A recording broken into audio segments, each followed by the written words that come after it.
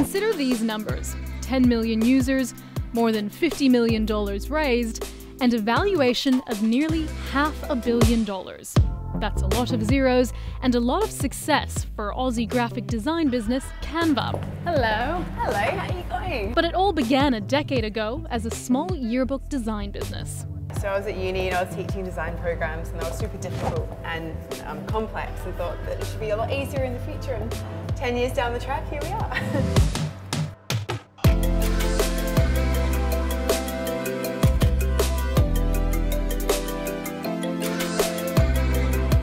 So that was Fusion Yearbooks. How did that morph into what's now Canva?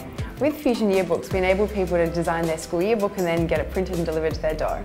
And that was growing really quickly. But people kept on asking us, can we use this to design our canteen menus and our newsletters and all sorts of other things? And we thought, surely this has already been done by now. And it really hadn't. There was still nothing on the market that enabled people to design everything.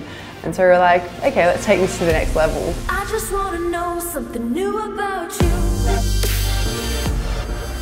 So you can come here and you can choose from all sorts of different things. So we've got actually over 50,000 templates in here, from presentations, Facebook posts, documents, ebooks, marketing materials. So let's do a presentation, for example.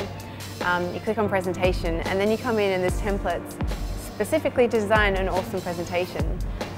So you can drag the template onto the page, and then you can edit any aspect that you like. So let's say you want a picture of the beach to go in your design.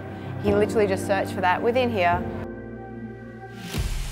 So you've got a whole range of really high-profile investors now, including Owen Wilson and Woody Harrelson, the actors. How did that come about? In our early days, we had absolutely no connections in Silicon Valley, and it spent a really long time trying to meet people. And I went to San Francisco. I spent 3 months until my visa expired, living on my brother's floor, just going to every single meetup that I possibly could, trying to find investors. Nowadays, we're very lucky that we have actually investors come over from San Francisco to visit us. So that contrast has been pretty crazy. But in regards to Woody Harrelson, we met him through, I learnt to kite surf at this kite surfing and entrepreneurship conference, and then he was actually a connection through that. I've heard a lot of entrepreneurs remark about how the Australian tech industry or market is much more risk averse than the US. What kind of cultural differences have you noticed between the two countries? It was actually such a big cultural shock for us when we first went to the US. I had to go from, in Australia, you're not used to much self-promotion, and you sort of be like, oh, I've got this company. And then over time we realised that if we just kept on speaking like an Australian, we were not going to get anywhere with investors. So we actually had to start saying the things that our previous company had done well. Like, oh, we're the biggest company, blah, blah, blah, the biggest yearbook company. And so having to learn to actually talk about your successes was a really big learning curve for us.